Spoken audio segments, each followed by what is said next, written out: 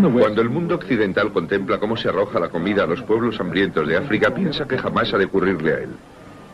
Pero existe un hombre en Australia que dice que esa amenaza planea sobre nuestras cabezas.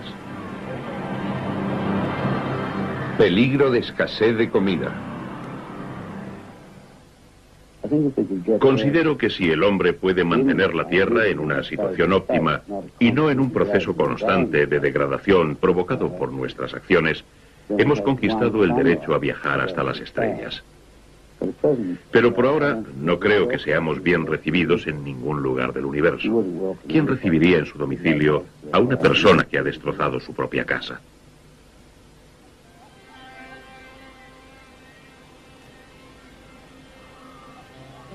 Bill Mollison nació en Stanley, Tasmania. Ha pasado su vida en los desiertos australianos, trabajando, investigando, explorando. Estas actividades le llevaron a desarrollar un conocimiento profundo de la naturaleza, pero también le provocaron un conflicto con las ideas de su generación.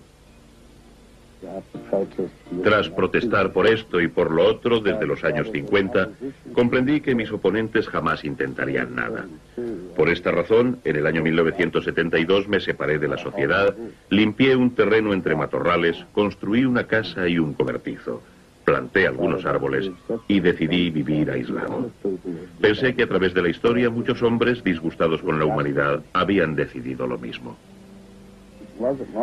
No tardé mucho en darme cuenta, fueron algunas semanas, de que no podía aislarme aquí y dejar que los bastardos lo destruyeran todo. Decidí, pues, regresar y luchar. Empleé 2 años en pensar cómo había de luchar y decidí que no utilizaría las armas convencionales, sino que recurriría al pragmatismo y con un sistema claro y metódico. Muchas personas habían definido lo que no querían y me dije que era tiempo de definir lo que queríamos, y lo que queríamos resultó ser el permacultivo. Bill Mollison es un hombre ocupado. Hace 15 años concibió un modo de salvar el mundo. Ahora dedica toda su vida a promocionarlo.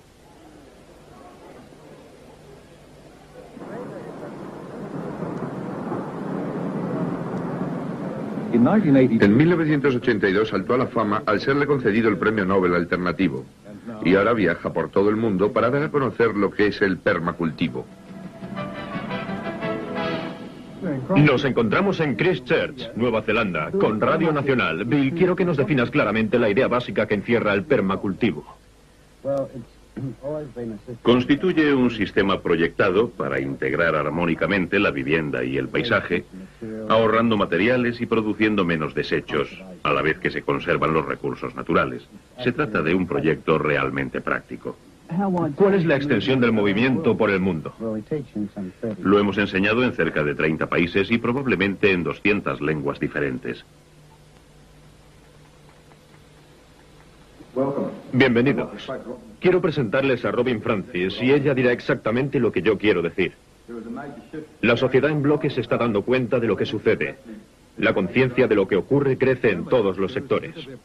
El permacultivo es un poco de todo. Algunos piensan que se trata de una nueva arquitectura, otros creen que es más bien un modelo de granja orgánica. Los hay que piensan que es una filosofía y un modo de vida, mientras que otros consideran que es la única esperanza.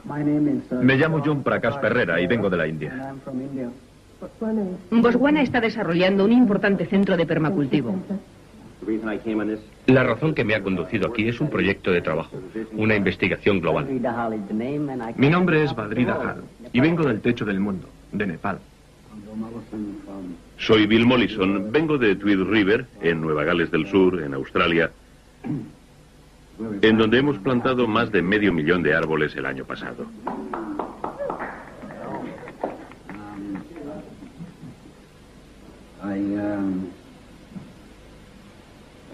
Como sabéis, yo fui quien probablemente comenzó este movimiento, o como queráis llamarlo. El permacultivo es un sistema programado, pero los principios técnicos están basados en la vida.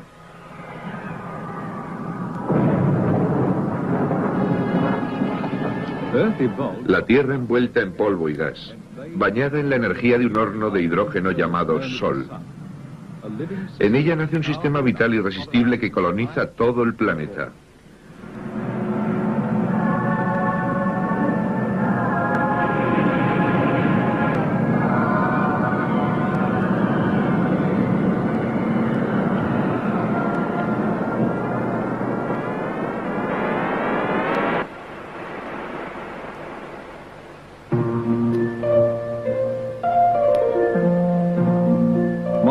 Mollison observa este proceso y encuentra en él un modelo. Ante nuestros ojos tenemos un sistema permanente y fecundo, aunque cada vez se hace más complejo. Es impresionante encontrarse en medio de un bosque. Estos hayedos antárticos tienen más de 1 billón de años. Existían en Gondwana, el antiguo continente que estuvo formado por Australia y América del Sur. Gracias a los millones de especies distintas que existen en ellos, han perdurado hasta nuestros días. Esta complejidad los hace adaptables y productivos.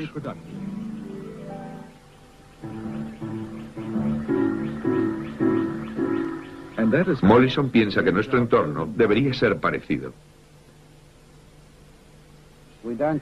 No consideramos que la idea de permanente o estable tenga nada que ver con un edificio de hormigón o una carretera de cemento.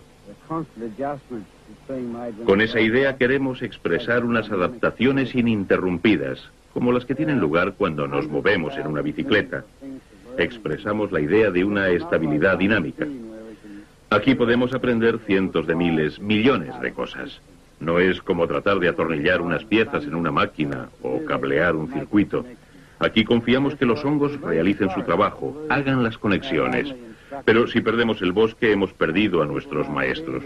El hombre debe considerar la selva y el bosque como el sistema educacional más grande que poseemos en el planeta. Podemos hacer desaparecer todas las universidades y no habremos perdido nada.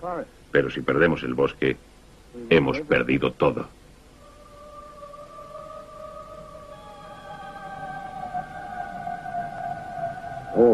Todos los reyes y sistemas políticos que conozco han convertido las naciones enteras en un desierto. Y las cosas de las cuales se muestran más orgullosos, las ciudades, canales, sistemas de regadío, etc., son los elementos que han destruido sus cultivos. Y no se ha cambiado. Si el hombre no recupera y construye sus propios jardines y se sienta en su propio paraíso, terminaremos todos y el mundo entero reducidos a polvo. El permacultivo ha constituido siempre algo más que una huerta. Surge de las dudas e interrogaciones a que la sociedad se enfrenta en la década de los 60 y que ya surgieron hacia 1890 y en los años 30 de nuestro siglo. ¿Por qué la sociedad, con todas sus posibilidades, conocimientos y recursos, está abocada a un callejón sin salida? Lo que encierra la palabra permacultivo se encuentra en la expresión agricultura permanente, pero lo que yo siempre tengo presente es la idea de vivir inmersos en la agricultura. Mollison piensa que en lugar de vivir entre cemento y cristal, deberíamos construir con elementos vivos. Afirma que su idea puede adaptarse a cualquier circunstancia, lo único que hay que hacer es plantar. Esta granja no tiene más que 3 metros cuadrados. Esto constituye un suplemento de 2 metros cuadrados. Existe también un espacio horizontal junto a la galería que es ideal para vides. No hay moho, no hay lluvia, no hay moho. En campo abierto puedes construir estanques y lagos con una superficie del 15% del total, pero en este paisaje hemos conseguido hasta el 15% de cultivo acuático que ha de tener plantas muy productivas.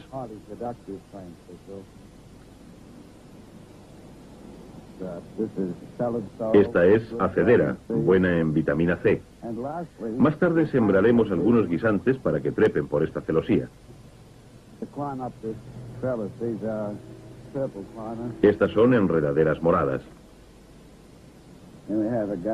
Tenemos también un jardín de hinojo. En el sistema acuático tenemos berros, estupendos en ensalada, y que tienen gran cantidad de vitaminas y minerales. Podemos utilizar berros de agua vietnamitas y taro. Podemos cortar algunas de estas plantas y utilizarlas como espinacas. Podemos coger raíces y fermentarlas para obtener poi y cantar canciones hawaianas. En conjunto aquí se produce la 1/5 parte de la comida que una pareja puede consumir y queda espacio libre. Además, me divierto. Es más divertido que el ajedrez.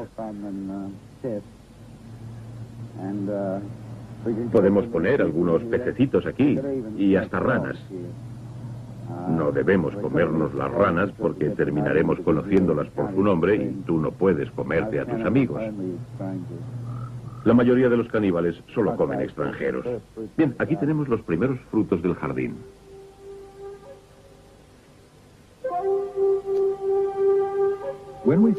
Cuando por primera vez pisamos este planeta, nos desenvolvimos con nuestro ingenio, cazando y recolectando. La comida la tomábamos en abundancia del entorno y aprendimos a vivir con el medio natural en que nos movíamos.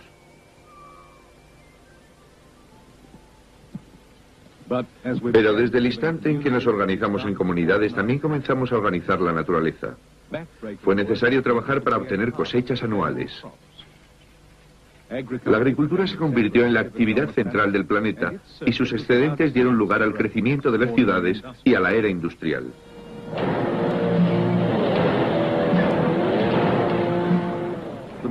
Las máquinas se desplazaron hacia las granjas y los agricultores hacia las fábricas. Pero hubo que ampliar las zonas cultivables ante el incesante crecimiento de la población urbana.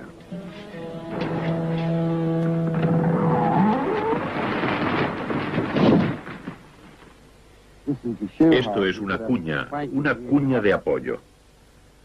Tú colocas un tablón aquí y saltas sobre ese punto. Produces un corte con el hacha y colocas una cuña. Te colocas al otro lado, cortas con la sierra y el árbol cae. A la edad de 20 años, Mollison formó parte de la generación que taló los bosques. En conjunto, desde el año 1940, hemos talado una superficie similar a la de América del Norte.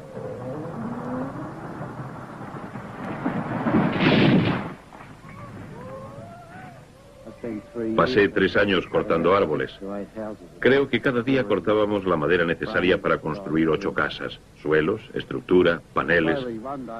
Un día se me ocurrió durante el almuerzo preguntar a mis compañeros si alguno tenía casa, y ninguno teníamos.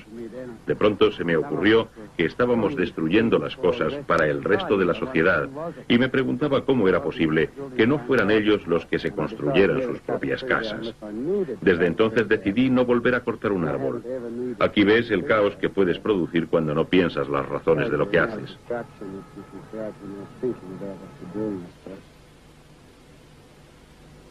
El trabajo era embrutecedor y pienso que lo que jamás podré olvidar es que nunca tenías tiempo para pensar. Terminabas loco.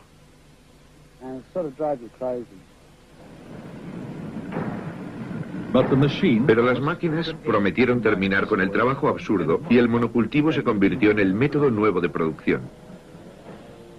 Ofrecía la visión de alimentar el mundo con kilómetros y kilómetros cuadrados de un solo cultivo. Hoy día, la mitad de la producción del mundo consiste básicamente en 4 tipos de plantas fácilmente recolectables: trigo, maíz, arroz y patatas. Pero hemos simplificado la naturaleza y algo ha comenzado a ir mal. No solo hemos producido monocultivos, sino monoplagas.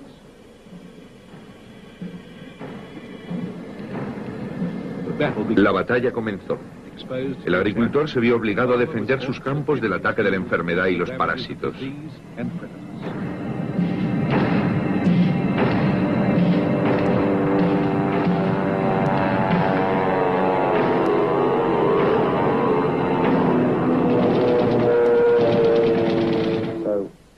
En cierto modo, la agricultura, tal y como se entiende hoy día, o tal y como se ha concebido desde 1940, no es más que la continuación de la Segunda Guerra Mundial.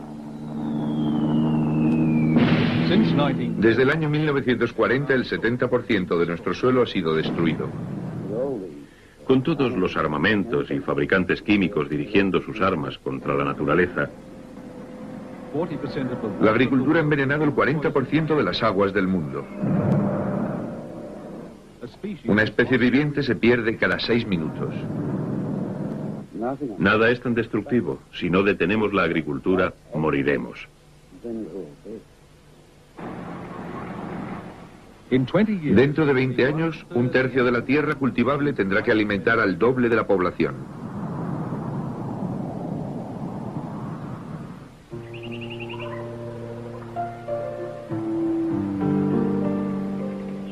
En 1954, Bill se convirtió en consejero investigador para el centro científico CSIRO y vivió durante 9 años en plena naturaleza estudiando el sistema ecológico del bosque. En 1966 retomó los estudios normales y más tarde fue destinado a la Universidad de Tasmania. Durante más de 15 años adquirió un conocimiento práctico muy grande sobre los bosques. Observando los sistemas forestales, me di cuenta de que su productividad era cientos de veces superior a los sistemas agrícolas creados por el hombre. De aquí que pensara en crear bosques con componentes de los animales y plantas y que fueran más útiles para nuestro uso. La productividad sería entonces superior a la del bosque natural y las cosechas serían también más importantes que las producidas en una granja comercial. Pero hasta los años 72 o 75 no se me impuso la necesidad de actuar y crear algo que definimos como permacultivo. Pero puedes llamarlo como quieras. Se trata de la aplicación de las cosas que observas a los sistemas que quieres crear.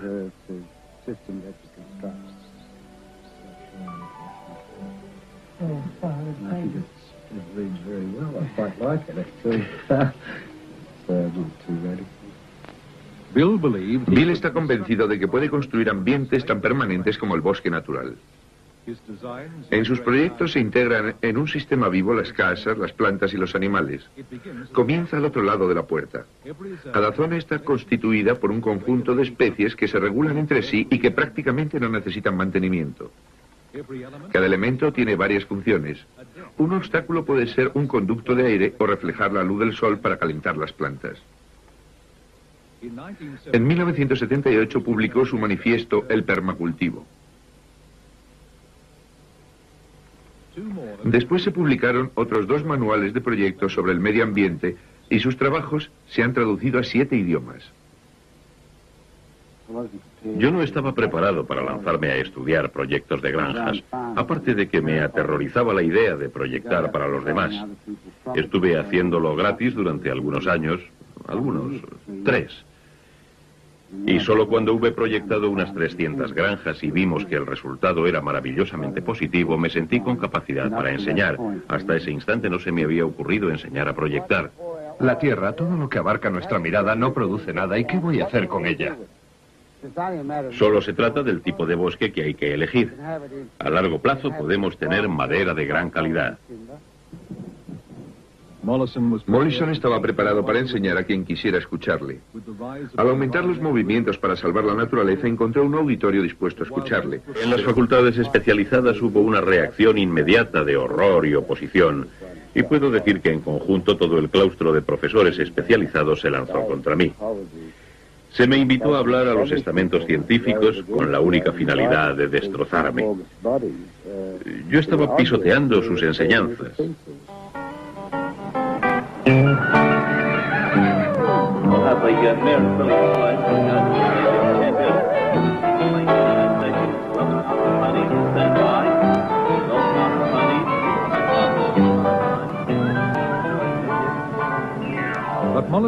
Las ideas de Mollison fueron imponiéndose y su grupo de seguidores terminó influyendo en la opinión pública.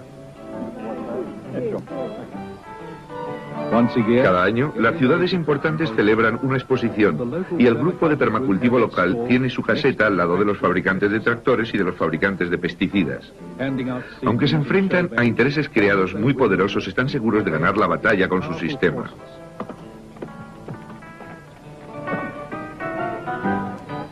La agricultura constituye el eje cultural y económico del país desarrollado.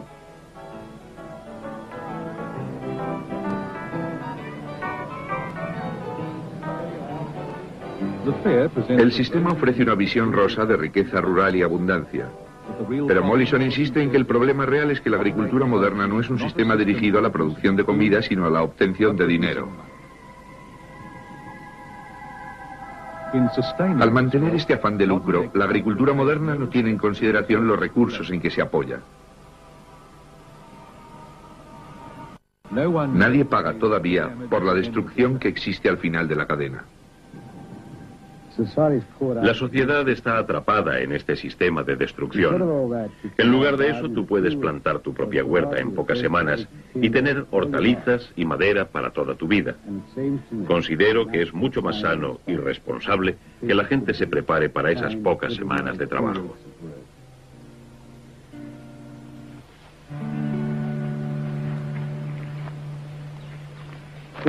Esta es la senda de las patatas del hombre que piensa. Desprecia el suplemento del periódico del sábado y convierte la desinformación en comida. Es la mejor utilización de la publicidad. Esas informaciones malas, se convierten un día de este modo en buenas noticias.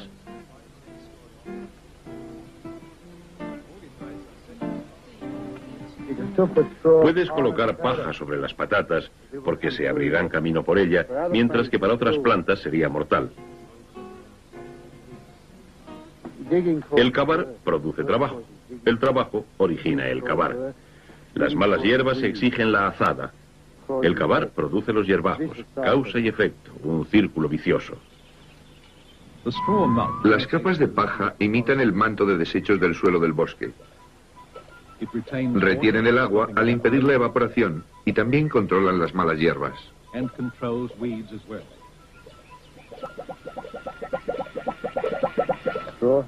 Y a partir de aquí tenemos que el proyectista se convierte en un ocioso.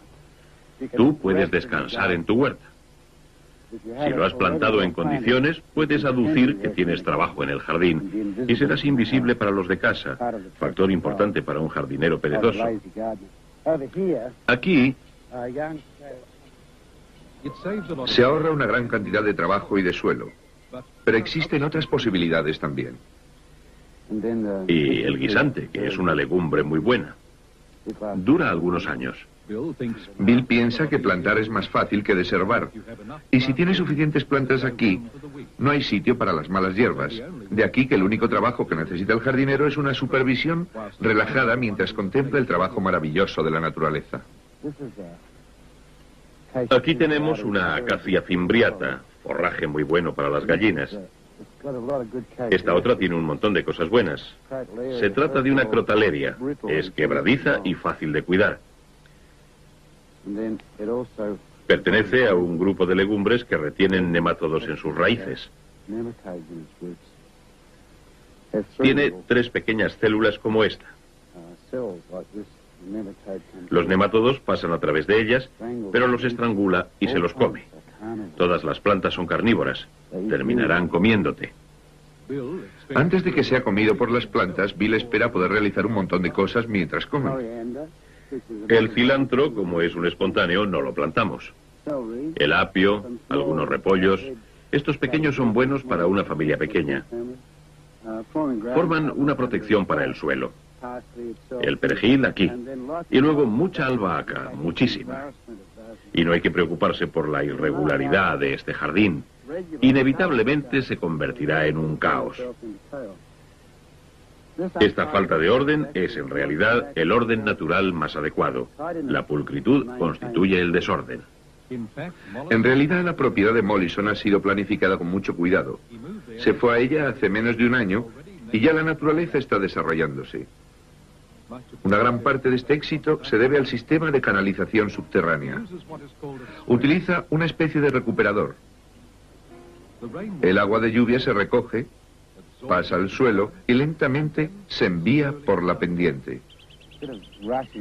En lugar de dejarla correr por el terreno, y tendremos un erial 3 días más tarde, toda este agua está pasando lentamente por el subsuelo bajo el sistema de árboles que coloqué allí para levantarla. Si hacemos esto repetidamente cuesta arriba, nunca tendremos un erial.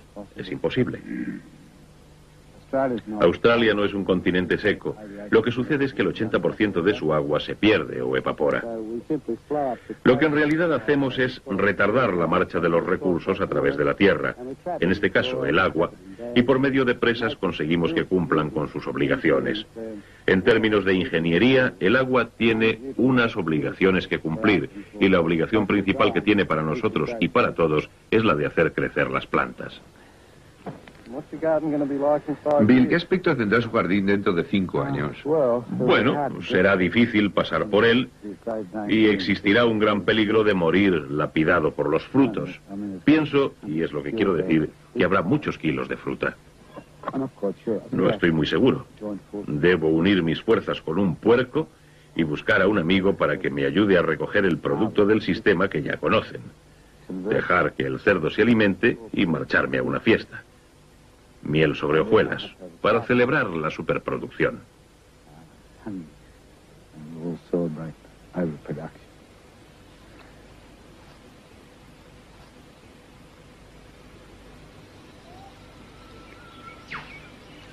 Bill espera que su jardín se haga tan tupido como este bosque. Pero un bosque es algo más que un conjunto de árboles y plantas. También es el hábitat de muchos animales. Puedes considerar un animal como una parte móvil del bosque. No es algo separado de él. Los pichones vienen al bosque y comen sus frutos de lo alto de los árboles y los llevan fuera del bosque y de este modo lo amplían. Por lo tanto, los pichones son plantadores y un sistema de ampliación de este bosque. El wallaby no puede existir sin los hongos sin el árbol no puede existir sin los hongos ni el wallaby. Es un círculo.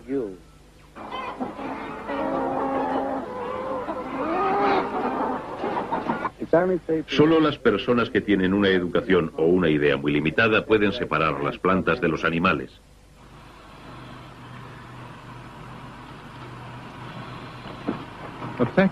En una granja mecanizada, el pollo vive en una jaula de alambre, reacciona con una máquina automática de alimentación y termina en un horno. Es una vida frustrante. Para Bill, el trauma no es solo para los pollos. Nosotros nos perdemos cuando vivimos separados de los animales. Ve nuestra salvación haciendo que las gallinas regresen a casa, donde pueden ayudarnos en nuestras tareas.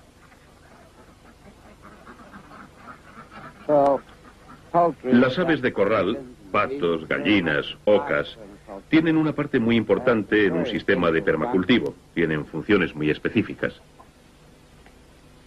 La gallina, en un jardín de permacultivo, hace el oficio de una máquina trituradora. Ejecuta un control de enfermedades al comer los frutos podridos y las larvas de los insectos que los infestan. En contraprestación, la gallina recibe todo lo que necesita: protección, compañeras y comida. Y nada de lo que hace es contrario a su naturaleza.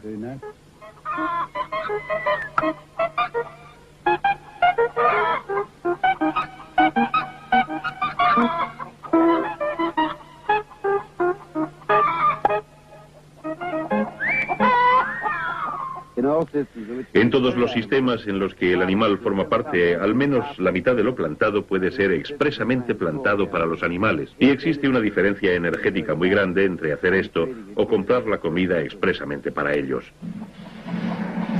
En una granja de pollos mecanizada, para obtener un huevo se consume la energía de 9,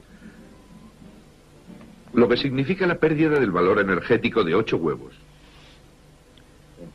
Por lo tanto, si queremos obtener pollos, debemos considerar sus necesidades y asegurarnos de que algo en el sistema va a emplear la producción de los pollos. Al satisfacer sus necesidades, evitamos trabajo, y al utilizar todo lo que producen, evitamos la polución. La polución es un producto inútil del sistema. Millones de toneladas de comida llegan cada día, y los habitantes de la ciudad no tienen ni idea del lugar de procedencia. Todo lo que hacemos es pagar por ello. En términos de costos de energía, la comida debería ser cerca del 95% más barata. Dije 95%, si lo cultiváramos en la ciudad de Nueva York, porque solo en su distribución perderemos el 13%. Pero ese 95% que señalamos incluye el transporte a Nueva York o empaquetado y la retirada de los productos deteriorados.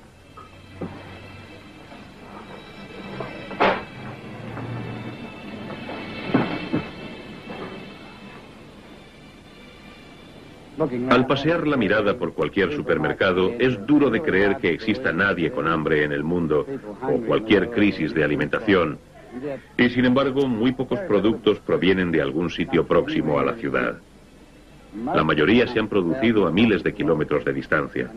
Y bastaría una huelga de 3 días de los transportes y nada de lo que vemos estaría aquí.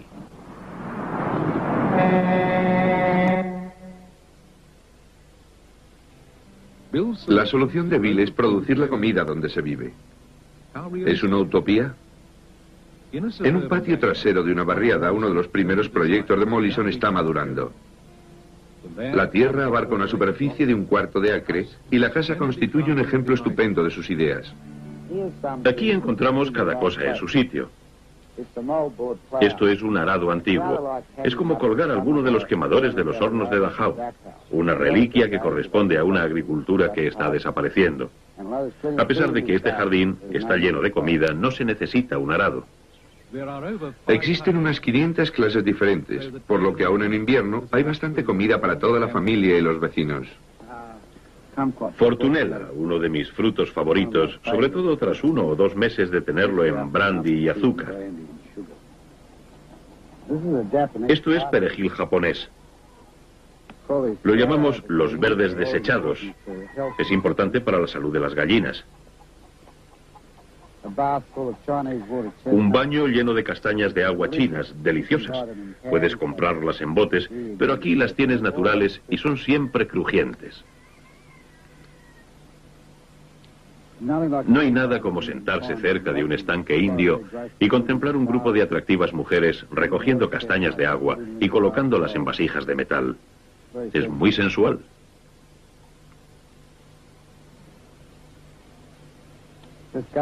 Este jardín tiene una gran variedad de especies y en cualquier época del año algo florece.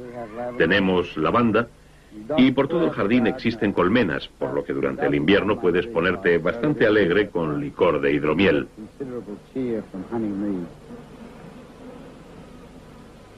Sin embargo, en lugar de beber con alegría en nuestros jardines, mucha gente prefiere cortar la hierba de su césped. Mollison piensa que este cáncer verde es una amenaza seria.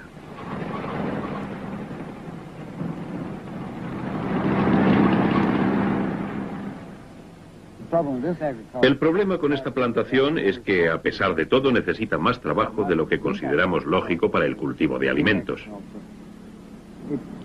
Y no tiene ninguna utilidad. El costo de mantenimiento se eleva a $4 por 30 centímetros cuadrados al año, sin contar el precio del combustible, la mano de obra y la tarea de conservar en la ciudad estas extrañas creaciones que nadie realmente utiliza. Bueno, si fuera un buen guerrillero urbano, comenzaría una revolución plantando un avellano en el césped.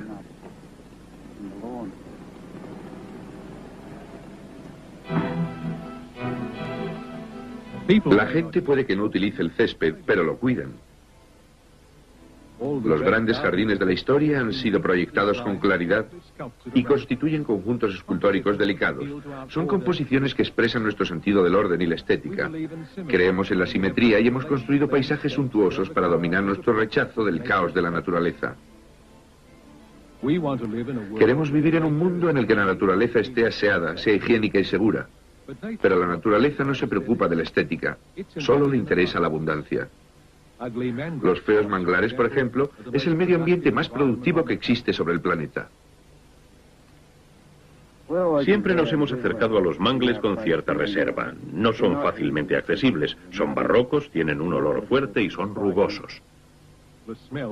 El olor es un signo de fertilidad. La materia orgánica que se descompone suministra alimento a cientos de peces y crustáceos que crían en sus aguas. Durante años hemos rellenado estos pantanos cortando mangles, hemos secado estas corrientes y la zona la hemos convertido en suburbios residenciales de clase media. La marea alta está señalada en el muro de contención por una línea negra y esto te deja a 30 o 60 centímetros por encima del nivel del mar. Según nuestras estimaciones de la elevación del nivel del mar, en 40 años todo este capital, todo este esfuerzo, toda esta gente no estará aquí, puesto que todo esto será mar. Podía ser más productivo, pero desde luego va a consumir con certeza una gran cantidad de esfuerzo humano y recursos. Todo el mundo tiene un barco atunero y en 2 o 3 años ya no quedarán más atunes. Y convertir un sistema natural altamente productivo en un sistema artificial de alto consumo es una aberración o una locura.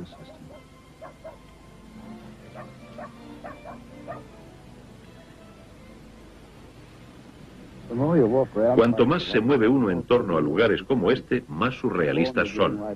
El césped está dando lugar a AstroTurf. Existen montones de televisiones en esta barriada. Creo que deben de estar viendo películas de la vida en la selva. Y existen vehículos todoterreno de 4 ruedas motrices que pueden llevarte hacia la selva. Es como pensar que están buscando lejos lo que delante de sus narices está desapareciendo progresivamente.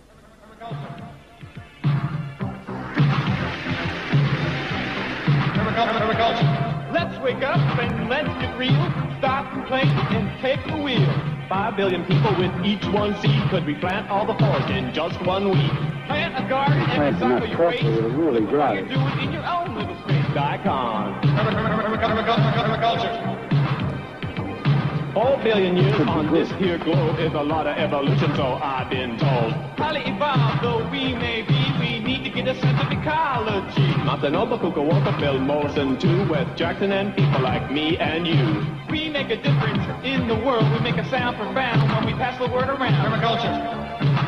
Permaculture. Permaculture. Permaculture. Permaculture. Super client is Gaia, she's the queen, cause we're all a part of her living machine. It's up to us, the permaculture crew, to see this madness through and through. Set an example for the world to see, bring our mother back to harmony. Uno de los peligros más graves al que nos enfrentamos es que en estos instantes estamos jugando con la estructura genética de las cosas. Uno de los ejemplos más claros es el tratar de evitar que se hielen las fresas. Me refiero a que en California han alterado la naturaleza de una bacteria, Pseudomonas syringae, con el fin de que la helada no afecte a la cosecha. Esto constituye una alteración genética. Esa misma bacteria es un organismo muy eficiente para la formación de las nubes y puede que estemos dependiendo de esa bacteria y similares para obtener la lluvia. Vamos pues a impedir la lluvia en el mundo al tratar de evitar que la escarcha caiga sobre una cosecha de fresas californianas. Debemos hacer recaer toda la culpa en los científicos, que hoy día son básicamente inconscientes. Bill considera que antes de manipular los componentes genéticos individuales deberíamos comprender su papel en el sistema planetario. Ya hemos desestabilizado en parte los modelos climáticos y apenas sabemos cómo controlarlos.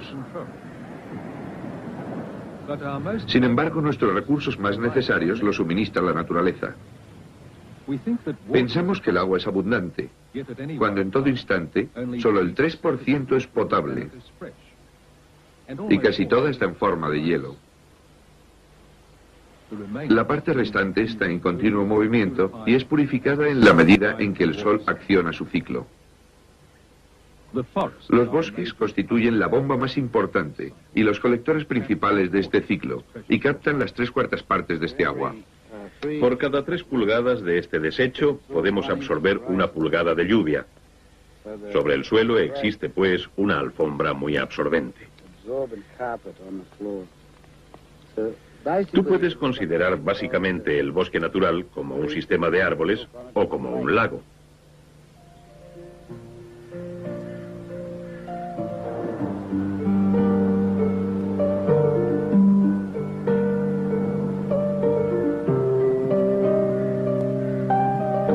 El bosque cede el agua al aire y lo vuelve a humedecer. De aquí que sea un generador de nubes. Al mismo tiempo, la selva libera colonias de bacterias a las corrientes de aire y tales bacterias serán los núcleos de hielo para las nubes. De aquí que los bosques sean en todos los sentidos los creadores de su propia lluvia. Un bosque crea 5 o 6 veces más lluvia que un paisaje desolado. Por lo tanto, el río y el bosque están en una interdependencia constante. El río viene a ser para el bosque lo que la savia para el árbol, y a la vez suministra elementos nutritivos en 2 direcciones. El pescado suministra el fosfato que alcanza el bosque a través de los pájaros y animales, mientras que el bosque suministra al río hojas. Si en este medio eliminamos el bosque a favor de la agricultura, tenemos tal vez un 14% de los elementos nutritivos de todo el sistema en el suelo. Y si perdemos el suelo, perdemos dichos elementos y perdemos el juego. En muchas partes de la Tierra, el juego ya se ha perdido. Haití no tiene tierra, la roca está al descubierto. En Etiopía el hambre está causada por un descenso de la producción agrícola del 4000%. La mayor parte de los bosques del mundo se han talado para vender la madera a los países ricos. Si se vive en una tierra estéril, la población se ve obligada a destruir los pocos recursos que todavía puedan existir para poder sobrevivir hasta el fin de la semana. Nos es posible extender el bosque sobre superficies históricamente asoladas por nosotros, reimplantar las especies en sus lugares de origen, tener conciencia de nuestro sitio en la Tierra, un pequeño lugar dentro del sistema total, constituye quizá el único trabajo que como legado podemos dejar sobre la Tierra para expresar nuestra humanidad. Este proceso ya comenzó en una granja de Southern Queensland. El lugar, en otro tiempo destrozado y erosionado, ha sido de nuevo viable comercialmente gracias a un sistema de permacultivo a gran escala. No solo se produce todo tipo de frutos, sino que se han obtenido maderas exóticas perdidas hacía tiempo. La tierra ha sido dotada de estanques y canales, habiéndose instalado entre ellos cultivos acuáticos. Las especies nativas coexisten con cultivos comerciales. La vida de los estanques es solo una parte de las miles de especies que se introducirán en la propiedad. Ha vuelto a instalarse el bosque natural y la vida animal que atrae constituye una aportación a la fertilidad. El proyecto es plantar aquí estas pequeñas palmeras y helechos para formar un amplio pasillo. Algunos pájaros del bosque natural, como el megápodo, el pavo silvestre, ya están acudiendo.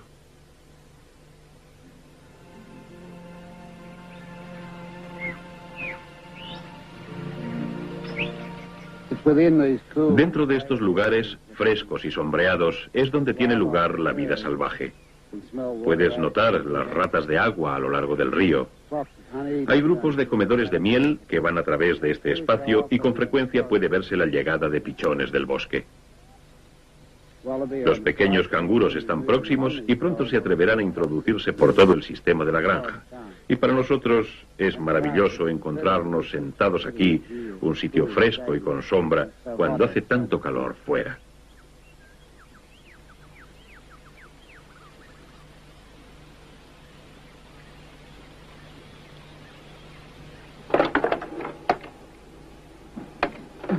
Es como el final de un partido en una tierra árida. El acto último es la alegría.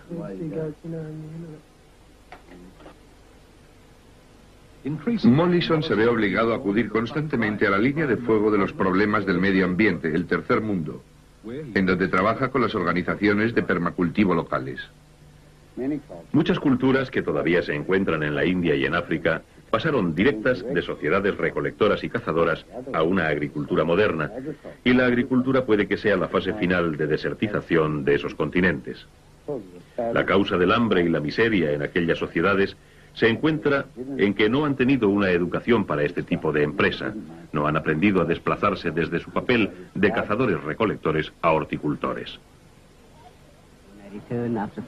Cuando concluí mis estudios me dediqué a trabajar en el terreno de la agricultura sin ser consciente de lo que hacía. Entonces oí hablar de Bill Mollison y sus trabajos y publicaciones, y caí en la cuenta de que no era honrado conmigo mismo, ni con el país, ni con mi gente.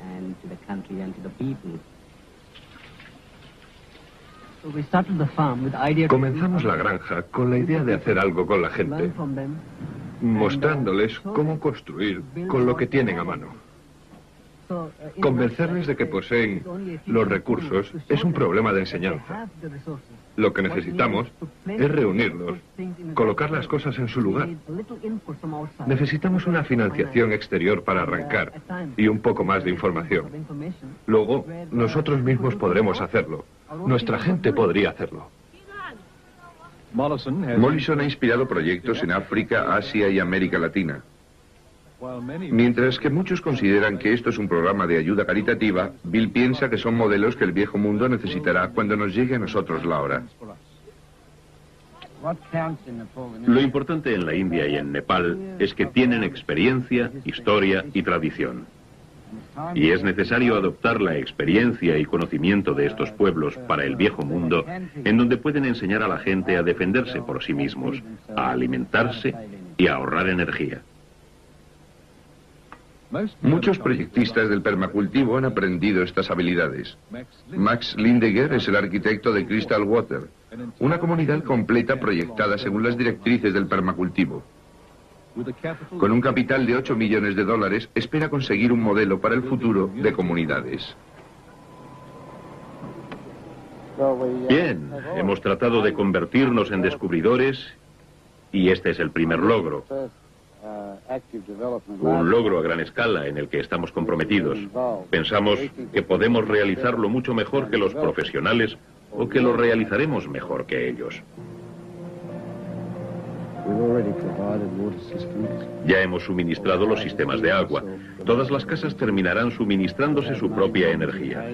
Solo tendremos fuentes de energía principales con fines semi-industriales, mientras que toda la tierra cultivable se dedicará a bosque y cultivos sin ignorar los recursos naturales.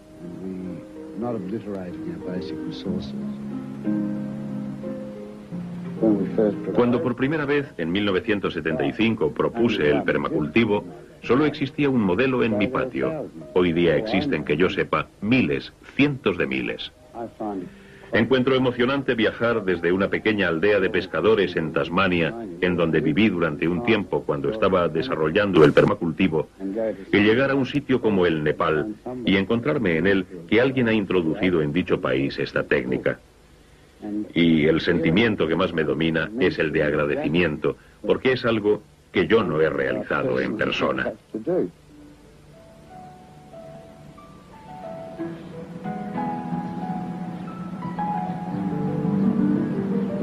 Ha llegado el momento de enfrentarse a la realidad y dejar de considerar esto como una actividad de apoyo. Al permacultivo se le denomina una actividad alternativa. Se le denomina. Por lo tanto, ha de llegar a ser el modelo de agricultura en una sociedad futura, mientras que todos los financiamientos deben considerar estas finalidades. 600.000 millones en fondos éticos. Es hora de que se conciencie a la gente para que se invierta éticamente en proyectos. Porque aunque tú seas un inversor y estés obteniendo montones de dinero en la bolsa con los insecticidas, tú, lo mismo que tu familia, sois de carne. Y como un africano me dijo en cierta ocasión, si Dios no hubiera querido que nos comiéramos a la gente, no los hubiera fabricado de carne. Bill considera el canibalismo con una chispa en sus ojos.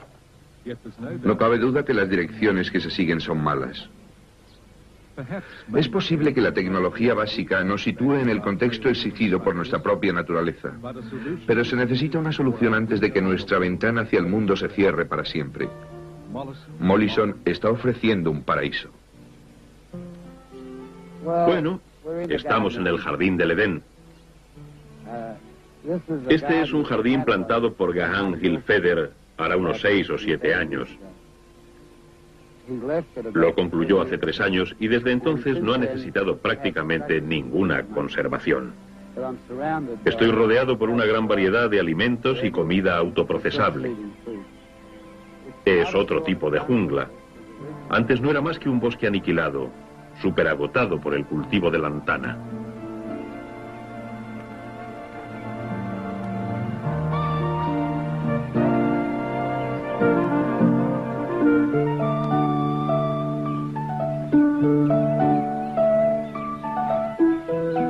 Aguacates a la altura de la cabeza, aguacates a la altura del suelo y mandarinas. Existe un peligro en estos lugares tan amplios, el de perderse. Pero si te pierdes hay muchas cosas para comer y es lo importante. Este es uno de los pocos lugares bajo los trópicos que fueron desde el principio bien proyectados y plantados. Teniendo en cuenta todo, cuando Gahan hizo esto, creo que sabía cuál iba a ser el resultado.